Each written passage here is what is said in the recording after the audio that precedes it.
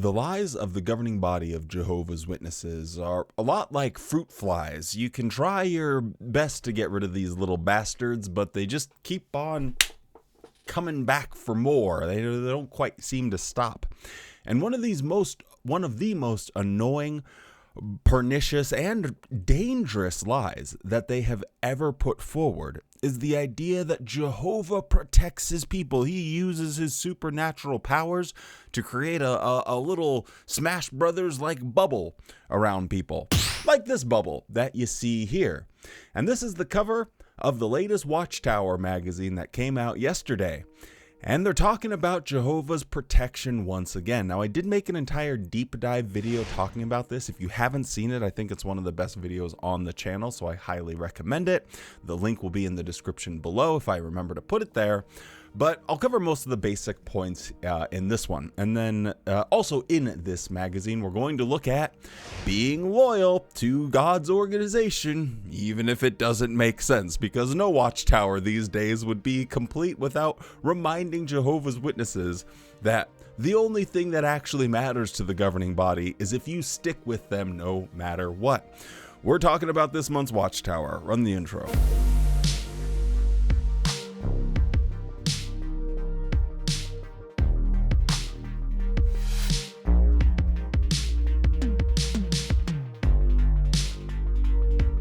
Hello and welcome back to the JW Thoughts channel. My name is Wally and today we are looking at the September 2026 Watchtower magazine. This one, for those of you that don't know, the Jehovah's Witnesses, they use their own sort of calendar where every year basically starts in September.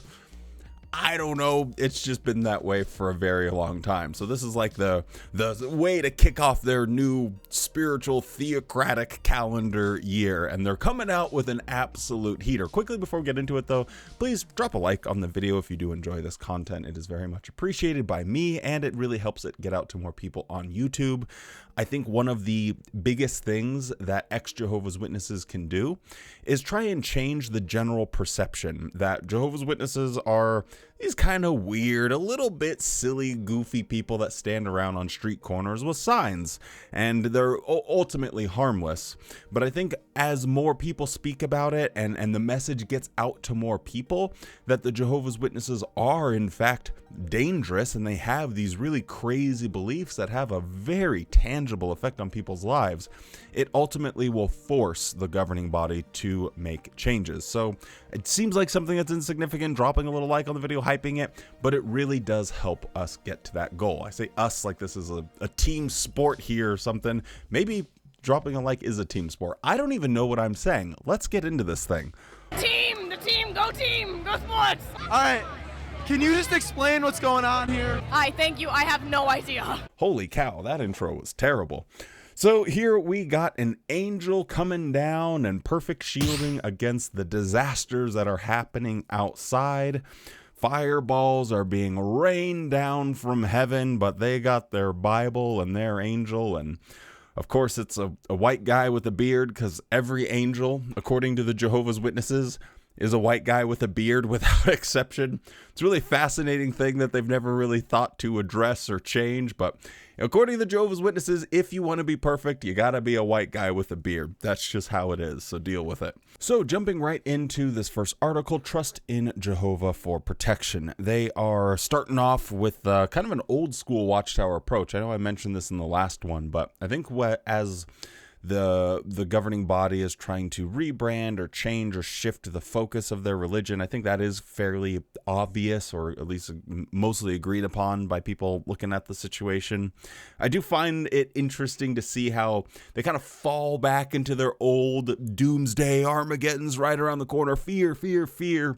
And then they shift things back and forth to like this new thing of like community and love and happiness and paradise. So it is kind of funny just seeing how they shift back and forth. But yeah, this one's talking about great tribulation. You know, everything's going to kick off. There's going to be chaos and pandemonium, fireballs from heaven, all of that good stuff. But then they do pose the question of, the premise of this is based off of Psalm 91. Talks about God's protection. I don't really need to focus too much on that, but it does pose the question, What kind of protection does the psalm promise, and how does Jehovah protect us now? So those are the questions that they're going to get into. But let's jump into paragraph 7. As our publications have explained, Psalm 91 is a promise of spiritual security or protection. We can be sure that Jehovah will always provide what we need so that we can protect ourselves from spiritual dangers and safeguard our precious friendship with him. But does this psalm promise only spiritual protection? No. Now, I just have to bring this up because there's always some loser that's like pushing up their glasses and saying, well, actually, when I try and like make a point that might be unique or different that they haven't heard of, but when I made that deep dive video, people that didn't actually finish the video were just flooding the comments and being like, God never actually, the Jehovah's Witnesses, this is from believing witnesses and ex-witnesses, they never said that God offers spiritual protection. It's only spiritual or physical protection. It's only spiritual protection. What is this guy on about? This guy's spreading misinformation and all that crap. Well, here you have it. I in that video, I showed examples of them alluding to the idea of God offering physical protection, but here they just come out, outright and say it. But does the psalm promise only spiritual protection? No. The psalm is also a promise that Jehovah will protect his people as a group from physical and emotional harm at the hands of their enemies. And this is my big compunction against this message that the governing body has put out there for years, is that you cannot tell people that they are going to be protected physically and give them that confidence that as long as they are following, God's will.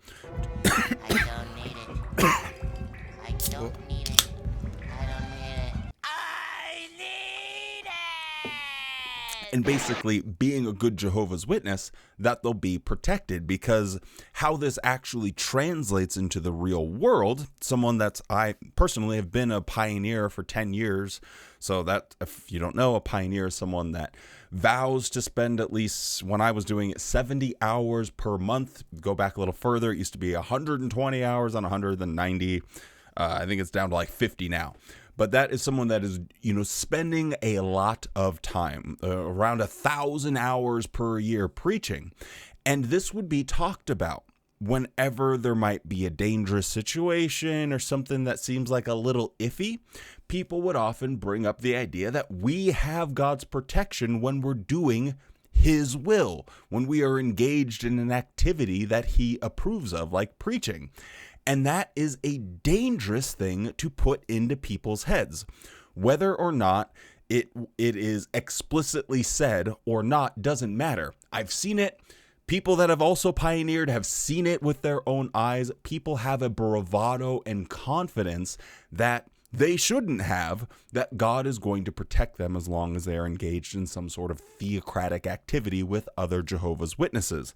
Again, we'll get into that a little bit more here. In paragraph 8, consider how Jesus responded when Satan tempted him and quoted the words found in Psalm 91, referring to the words of Psalm 91 as a promise of physical protection. Satan tempted Jesus to jump off the temple battlement to see if angels would protect him from harm. How did Jesus respond? He did not say, "You are mistaken, Satan. The psalm does not promise physical protection." Rather, Jesus replied, "You must not put Jehovah your God to the test." What can we learn from Jesus' response? So again, out of Watchtower's own mouth, they're like, well, Jesus didn't say, oh, well, that's just spiritual protection that they offer. That was only so I find it so fascinating how believing witnesses and ex-witnesses get this conflated idea in their head where they're like, no, it's only spiritual protection. When Watchtower itself says, no, look at what Jesus said. Jesus he wasn't even such a bozo with his Australian accent to think that this was only talking about spiritual protection. A physical protection promise was involved in that. Jesus was fully aware that his Father had at times used angels to protect his people from physical harm at the hands of their enemies. We don't really need to get too far into the weeds here, but basically they go and say if he behaved recklessly, then that would be putting God to the test, essentially. But let's jump in over at paragraph 11, just so we can get a complete picture, and then I can yap about it. How does Jehovah protect us now? Jehovah protects us spiritually. This means that he gives us the help we need to combat spiritual dangers, influence that could threaten our relationship with him. So how does he go about doing this? He does it through the words of the Bible. God, gives us the old book, and that book is a shield or something or another. I know the good book's good because the good book says it's good. And then it shows a picture here of a family watching Jeffrey Jackson. Wow, my brain actually was like blue screen there for a second. Jeffrey Jackson talk on JW Broadcasting, and they say through his organization, Jehovah provides timely publications to protect us spiritually. Keep that in the back of the old noggin there as we're going through this. How does the organization protect us? Paragraph 15, through his organization provides timely publications. I just read that. Because of our imperfect, sinful nature, we may at times struggle with negative thoughts and feelings. For example, we may find unrelenting guilt, extreme insecurity, or undue anxiety. Satan, the tempter, exploits such feelings, trying to get us to give up. God's organization has provided us with spiritual food designed to assure us of Jehovah's forgiveness, to convince us of our worth in his eyes, and to strengthen our confidence in his promise to care for our needs. Has it, though? Can you recall reading something in one of our publications that touched your heart and caused you to think, that was written for me? I unfortunately have had that experience where I thought something was written for me. It's called delusion, in fact. Paragraph 16, Jehovah protects his people as a group from physical harm at the hands of their enemies. However, Jehovah has at times, so just notice how they're wording this, has at times, that doesn't sound like it's the normal status quo, has at times allowed individual worshipers to face persecution and even death at the hands of opposers in order to prove Satan a liar. But Satan is not content with these relatively few deaths. Enraged, he would like to see opposers exterminate all of God's faithful people. However, that will never happen. 17, Jehovah does not protect us as individuals from all physical harm. When we live by his principles and standards, we are protected from many practices and situations that could hurt us physically. Still, we do not expect him to protect us from all physical harm at this time. So, what do we got here? We got a pretty clear picture that the Jehovah's Witnesses, straight from the pages of the Watchtower, straight from the mouths of the governing body, are implying that Jehovah does protect people physically some of the time. He won't completely protect you from all harm, which, they put that little bold in there. So that obviously must mean that he will protect you from some harm. To what extent that is, it's left completely up in the air for people to figure out. But a very logical conclusion that people come to, as I said before, is, well, when I am doing an activity like going preaching, as a group of Jehovah's Witnesses, surely I'll have Jehovah's protection. But that simply isn't the case. You don't know who you are knocking on the door. And there are some ne'er-do-wells out there that would like nothing more than for someone to knock on their door so they can cause them harm. And that has happened in the preaching work. That's why I've said it before, but I don't believe that minors or children should really be out there preaching at all. I just think it's inherently a bad idea because of this confidence and bravado. I was very young when I was left out to just go there and knock on people's doors.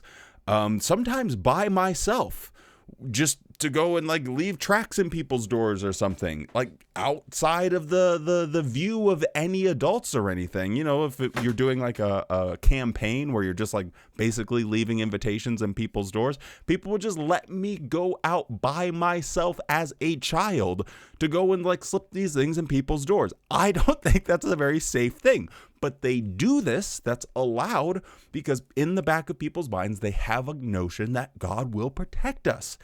That is inherently dangerous. So hopefully to all the people, hopefully you feel foolish now for saying, well, they've never said before that they offer spiritual or physical protection. They've been saying this for a long time, and they do still say it now. But let's tackle the big one. What do they mean when they say they offer spiritual protection? What does that actually mean? And I think a great example is, can you recall reading something in one of our publications that touched your heart and caused you to think that was written for me? I have a suspicion that a lot of people that have thought that have felt that deep connection to God, oh, this was written just for me. And a couple of years later, the governing body said, that's old light. We don't believe that crap anymore. Actually, we're going to need you to go and purge y'all's libraries. That's not even going to be available on jw.org anymore. In fact, just throw them all in the recycle bin. Yeah, we don't believe that anymore. If your beliefs are so flimsy and subject to change at the hands of the governing body for whatever group is currently, leading the organization at that time, and they take it different directions and rules change and flip-flop all the time, how can you say that someone was spiritually protected? This organization is basically unrecognizable from when I was in it 10 years ago. Clearly then, the people that stayed weren't being protected spiritually. They weren't. They were being fed spiritual lies by the governing body. They have said, hey, we get stuff wrong, but we're not going to apologize for it. This is the failure of the whole notion that Jehovah protects people, because they say, oh, well, as long as you're in a group, or he'll protect you from some physical harm, not all, but some. But that fails. And the spiritual protection, if they get stuff wrong and have to make changes and flip-flop doctrines, beards, blood, and what else have you. Oh, that's actually beards, blood, and blazers. Do they, I think they walked back the whole, we don't have to get involved in the weeds, but did they kind of like low-key walk back brothers not having to wear jackets? I can't remember. I thought I remember someone sending me an email that was saying that they were having problems with it, so they kind of like quietly walked it back. Anyway, I can't even remember off the top of my head. But this is ultimately a dangerous thing for Watchtower to say. They should never put this in print, because it's just ridiculous to try and reassure Jehovah's Witnesses that they are going to get this godly, supercharged, metaphysical protection that's just beyond our comprehension. When that's just not the case. You are roulette wheeling. You are, putting one round in the chamber and rolling that thing and saying, well, I guess we'll see what happens. If nothing bad happens to you, you got lucky. And that's it. It really comes down to blind, dumb, unfeeling chance. And if you told Jehovah's Witnesses that, I think they might be a lot more cautious when they go out preaching. And I think that ultimately would be a very good thing. All right, and now we're going to hop into this next article, How to Develop an Obedient Heart. And let me just warn you, this is quite the wild ride that we're about to go in on. So first, talking about obedience, and the reason we obey is because we love Jehovah deeply. Now, I don't know about your personal experience with being a Jehovah's Witness, but I was obedient because I didn't want to get into trouble. And that was the main motivation. And I knew that, and I understood that. Now, if you would have asked me in my good little Jehovah's Witness way, I would have had the little angel symbol over my head and said, well, of course, just because I love Jehovah. No, I was scared shitless about getting disfellowshipped and disowned by my whole family, so that's why I wanted to be obedient. But putting all of that to one side, let's look at a story from the Bible that the Jehovah's Witnesses are using as an example of why we should be obedient no matter what. And it involves God killing children, so strap in. Before Jehovah delivered the Israelites from Egypt, he gave them a command that tested their obedience. To avoid the 10th and final plague, they were to sacrifice a ram or a male goat and splash, wow, I cannot read, and splash its blood on the doorposts of their houses. Jehovah would pass over the dwellings marked with the blood and spare the firstborn of man and of beast of each household. However, the Israelites could have been tempted to disobey. Why? They might have feared retaliation from the Egyptians, who considered rams to be sacred. Still, the Israelites saw the urgent need for obedience and did just as Jehovah had commanded. Jehovah blessed them by sparing their firstborn. So, God decides he's going to test people's obedience. And the stakes? Babies. Crap. Well, didn't really want to have that blocking part of the screen, but it is what it is. Yeah, he was going to kill children, the firstborn child of every house, if they were not obedient. And apparently of the animals as well. So if your dog just had a litter of puppies, is it dogs have litter or cats have litters? Do dogs have litters? I don't actually know that. Yes. So let me just put forward the question here. Do you think the Israelites were being obedient out of a profound, deep sense of love for God? Or do you think that they were obedient because they didn't want their kids to die? That was the test that God designed to measure how obedient they were. By saying, I'm going to kill your firstborn child if you don't listen to me. So this was God's tool that he decided to use. And if you are someone that's, in your 30s or 40s, you probably remember going to bed at night and your parents or grandparents, like mine did, put on the old audio cassette tapes or the CDs to help you fall asleep to a Bible story at night. And one of them was this whole account. I can't even remember the name of it, but they had, all the plagues and everything, and it was an audio drama. And you could hear the screams of people who had gone into their children's bedroom and found them dead. So as I was trying to sleep at night as a child, I was listening to the screams of parents.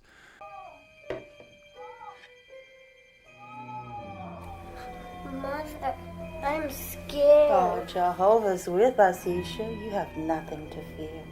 Will the angels strike me, Father? Jehovah's angel strikes down only the firstborn of Egypt.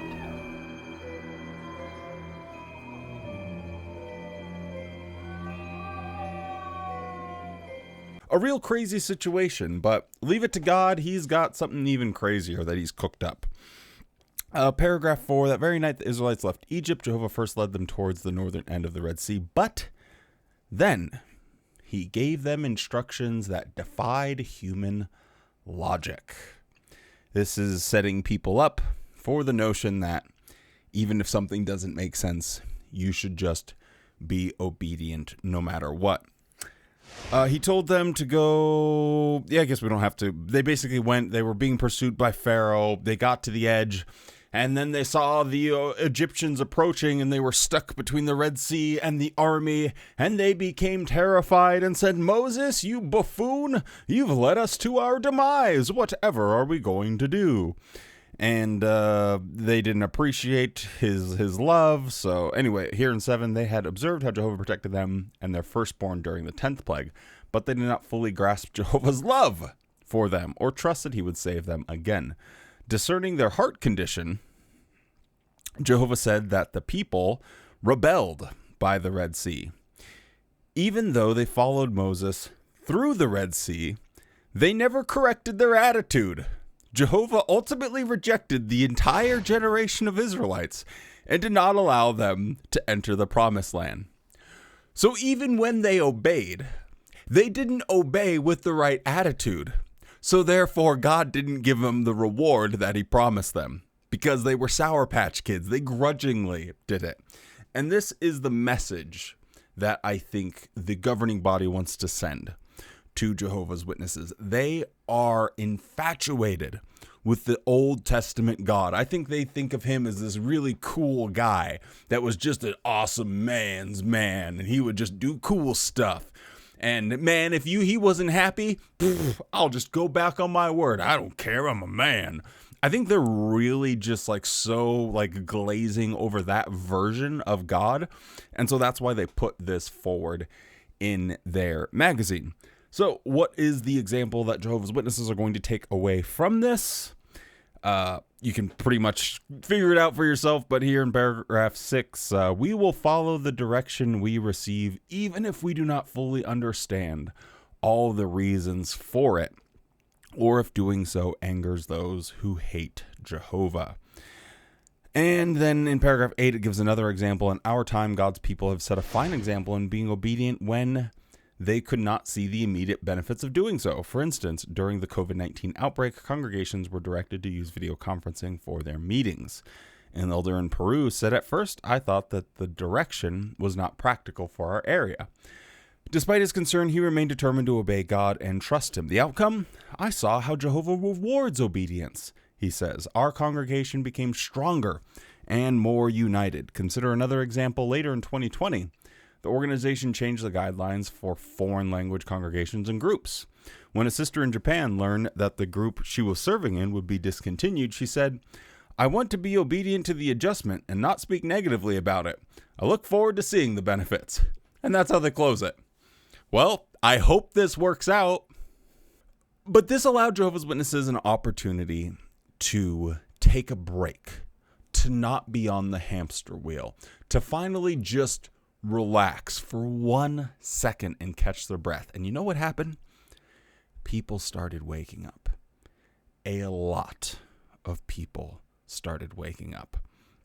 And I don't think that the governing body was very prepared for just how shocking it would be to finally be able to catch your breath and think. And despite all of their efforts, thousands and thousands of people left the organization during the pandemic. So my question is, if this was God's direction, if this was his guidance for keeping people safe, why did it lead to an unprecedented amount of people leaving the organization? If this was trust, even if it doesn't make sense, a beta test for it. Like, for instance, if you're a believing Jehovah's Witness and you're trying to look at this through the lens, the rather myopic one that they're presenting, you will know because your friends, other people in your congregation would have left the organization. So when they are pointing to this and saying, "Oh, look at how great it was," you might be a bit confused. You're like, wait, isn't this the direction that we followed that led thousands of people to walk out of our organization? And for the governing body to panic and start making all kinds of crazy, goofy changes to the religion? You're pointing at that, using that as an example that you're being led by God? And the best quote you can get is some random lady from Japan who's got a really good telescope and says, "I look forward to seeing the benefits of this whole thing that I've been spending all of my time on serving in a foreign language group just get completely disbanded, and all of the hard work I put into learning the language was completely for nothing. But she's got that old telescope, but I look forward to seeing, the benefits of this somewhere down the road." That is not evidence that there are blessings on the other side of obeying the governing body, even if it doesn't make sense. Even if you're a Jehovah's Witness, you can look at this plainly and see this is evidence to the contrary. Following the governing body when it doesn't make sense doesn't actually ever work out for anyone, physically or spiritually. Okay, and I just want to talk about one last thing. This is from paragraph 9. Moreover, during the Great Tribulation, the message we preach may become more forceful and direct, causing people to decide whether they will accept the kingdom or not. To those who hate Jehovah, our message may seem like an unusually great plague. No doubt, they will become enraged just as Pharaoh had become at the Red Sea. We can prepare for future opposition by being obedient now to the command to preach despite how others may view us. Brother, my brother in Christ, my brothers in delusion, wake up. I would be counted in this group of opposers of Jehovah and his organization, right? If the Great Tribulation, as spelled out by Jehovah's Witnesses, happens exactly as they said it will happen, I will not be angry. I will not be vehemently against. I'm not going to double down. You know where my butt's going? Straight back to the Kingdom Hall. I'm saying I'm sorry. I'm saying, whoopsie, I got it wrong. Now there's evidence for the claims that you made. And because there is evidence, now I have a good reason to believe. And unless I have a good reason to believe, I find it hard to believe that a God of love would punish me and kill me because I was a bit skeptical. I used the brain that he designed himself and put it into my skull that says you can have good reasons to believe in something and bad reasons to believe something. I'm going to wait for there to be good reasons to believe in something. And boy, howdy, hey, the Great Tribulation is here and now I have it. I'm going back. Rebaptize me if you have to. I'm not going to be angry. This is nonsensical. People that oppose are not going to sit there and be like, I'm just going to get more. I promise you, all of us, all of the apostates will go back if that happens. But it's not going to happen. It's not. If it does, we're still in the clear. We're still good because we can go back per their new rules. But it's insane to think that people will just continue to get angry. They have this little picture here. Our obedience now prepares us to face opposition in the future. And they show, obviously this couple is preaching and this guy is angry about something or another.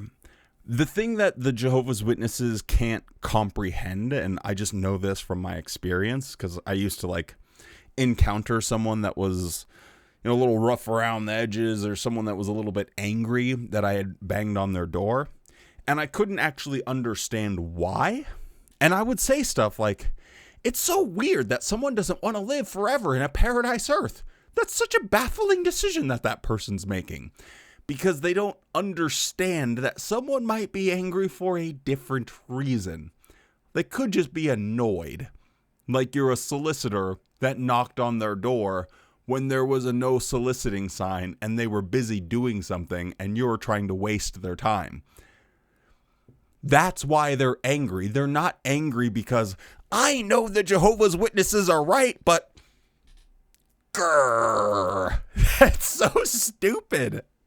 So the whole notion that Jehovah's Witnesses have about why people are angry is so misguided. It's actually hysterical. Anyway, that's about all I have to say for this article or this Watchtower magazine. It's a little bit hot in here, so I'm going to turn on the air conditioner, which I can't because then it would be really loud and you couldn't hear me very well. So with all of that being said, stay safe, be kind, and don't forget to spend more time loving the things you love than hating the things you hate. Now go out there and have a good ass day.